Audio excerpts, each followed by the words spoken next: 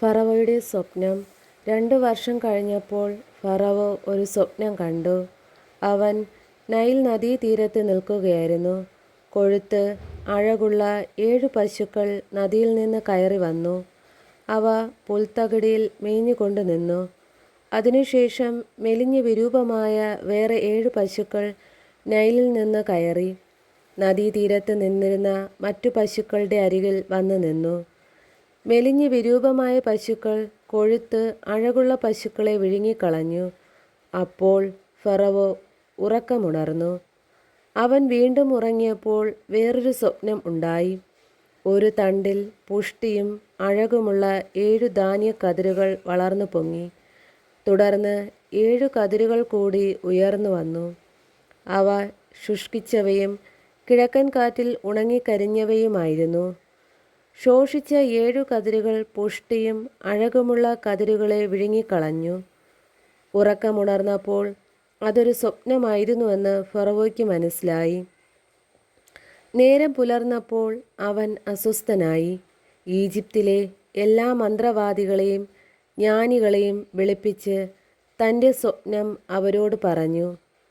അതു വ്യാഖ്യാനിക്കാൻ ആർക്കും കഴിഞ്ഞില്ല.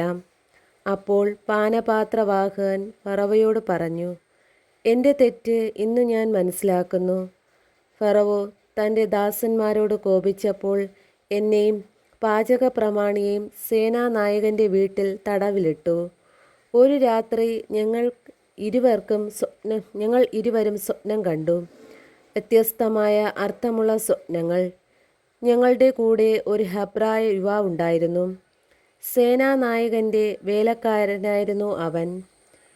ഞങ്ങളുടെ സ്വപ്നം അവനോട് പറഞ്ഞപ്പോൾ അവൻ അതു ഞങ്ങൾക്ക് വ്യാഖ്യാനിച്ചു തന്നു. ഇരുവർക്കും അവനവൻ്റെ സ്വപ്നത്തിനൊത്ത വ്യാഖ്യാനമാണ് തന്നത്.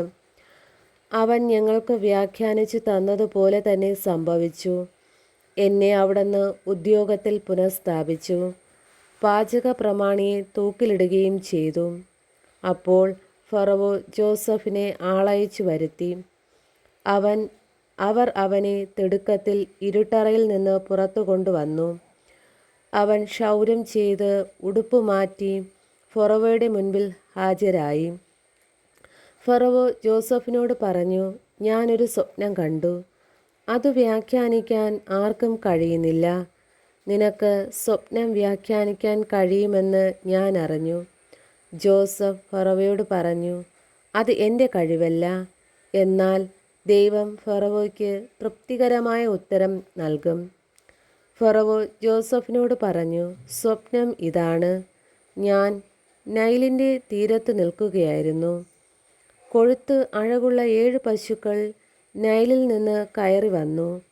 പുൽത്തകിടിയിൽ മേയാൻ തുടങ്ങി. അവയ്ക്ക് പുറകെ മെലിഞ്ഞ് വിരൂപമായ 7 പശുക്കളും കയറി വന്നു. അത്തരം പശുക്കളെ ഈജിപ്തിലെങ്ങും ഞാൻ കണ്ടിട്ടില്ല. ശോഷിച്ച് വിരൂപമായ ആ പശുക്കൾ ആദ്യത്തെ 7 കൊഴുത്ത പശുക്കളെ വിഴുങ്ങിക്കളഞ്ഞു. എന്നാൽ മെലിഞ്ഞ പശുക്കൾ അവയെ വിഴുങ്ങിയെന്ന് ആർക്കും മനസ്സിലാക്കാൻ കഴിയുമായിരുന്നില്ല. കാരണം മുൻപെന്ന പോലെ തന്നെ ശോഷിച്ചാണ് അവ കാണപ്പെട്ടത്. അപ്പോൾ ഞാൻ കണ്ണു തുറന്നു. വീണ്ടും സ്വപ്നത്തിൽ പുഷ്ടിയും അഴകുമുള്ള 7 കതിരുകൾ ഒരു തണ്ടിൽ വളർന്നു നിൽക്കുന്നത് ഞാൻ കണ്ടു. തുടർന്ന് ശുഷ്കിച്ചതും കിഴക്കൻ കാറ്റിൽ വാടിക്കരിഞ്ഞതുമായ 7 കതിരുകൾ പൊങ്ങി വന്നു. ശുഷ്കിച്ച കതിരുകൾ നല്ല കതിരുകളെ വിഴുങ്ങിക്കളഞ്ഞു. ഞാനിത് മന്ത്രവാദികളോട് പറഞ്ഞു. എന്നാൽ അത് വ്യാഖ്യാനിച്ചു തരുവാൻ ആർക്കും കഴിഞ്ഞില്ല. അപ്പോൾ ജോസഫ് ഫറവോയോട് പറഞ്ഞു, ഫറവോയുടെ സ്വപ്നങ്ങളുടെ അർത്ഥം ഒന്ന് തന്നെ. താൻ ഉടനെ ചെയ്യാൻ പോകുന്നത് എന്തെന്ന് ദൈവം ഫറവോയ്ക്ക് വെളിപ്പെടുത്തിയിരിക്കുന്നു. 7 നല്ല പശുക്കൾ 7 വർഷമാണ്. 7 നല്ല കതിരുകളും 7 വർഷം തന്നെ. സ്വപ്നങ്ങളുടെ അർത്ഥം ഒന്ന് തന്നെ. അവയ്ക്ക് പുറകെ വന്ന മെലിഞ്ഞതും വിരൂപവുമായ 7 പശുക്കളും 7 വർഷമാണ്. കിഴക്കൻ കാറ്റിൽ ഉണങ്ങി വരണ്ട പതിരു നിറഞ്ഞ 7 കതിരുകൾ ക്ഷാമത്തിൻ്റെ 7 വർഷമാണ്. ഞാൻ അങ്ങയോട് പറഞ്ഞതുപോലെ ദൈവം ചെയ്യാൻ പോകുന്നത് എന്തെന്ന് അവിടുന്ന് ഫറവോയ്ക്ക് കാണിച്ചു തന്നിരിക്കുന്നു. ഈജിപ്ത് മുഴുവനും സുഭിക്ഷത്തിൻ്റെ 7 വർഷങ്ങൾ വരാൻ പോകുന്നു. അതേ തുടർന്ന് ക്ഷാമത്തിൻ്റെ 7 വർഷങ്ങളുണ്ടാകും. സമൃദ്ധിയുടെ കാലം ഈജിപ്ത് രാജ്യം മറന്നു പോകും. ക്ഷാമം നാടിനെ കാർന്നു തിന്നും. പിന്നാലെ വരുന്ന ക്ഷാമം മൂലം സമൃദ്ധി ഈജിപ്തിൻ്റെ ഓർമ്മയിൽ പോലും നിൽക്കില്ല. കാരണം ക്ഷാമം അത്രയ്ക്ക് രൂക്ഷമായിരിക്കും. സ്വപ്നം ആവർത്തിച്ചതിൻ്റെ അർത്ഥം ദൈവം ഇക്കാര്യം തീരുമാനിച്ചുറച്ചെന്നും ഉടനെ അത് നടപ്പിലാക്കുമെന്നാണ്. അതുകൊണ്ട് ഫറവോ വിവേകിയും ബുദ്ധിമാനുമായ ഒരാളെ കണ്ടുപിടിച്ച് ഈജിപ്തിൻ്റെ മുഴുവൻ അധിപനായി നിയമിക്കണം.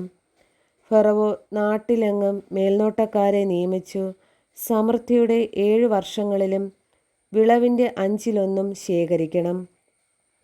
വരാൻ പോകുന്ന സമൃദ്ധിയുടെ വർഷങ്ങളിൽ അവർ ധാന്യം മുഴുവൻ ശേഖരിച്ച് അത് ഫറവോയുടെ അധികാരത്തിന് കീഴിൽ നഗരങ്ങളിൽ ഭക്ഷണത്തിനായി സൂക്ഷിച്ചു വയ്ക്കണം.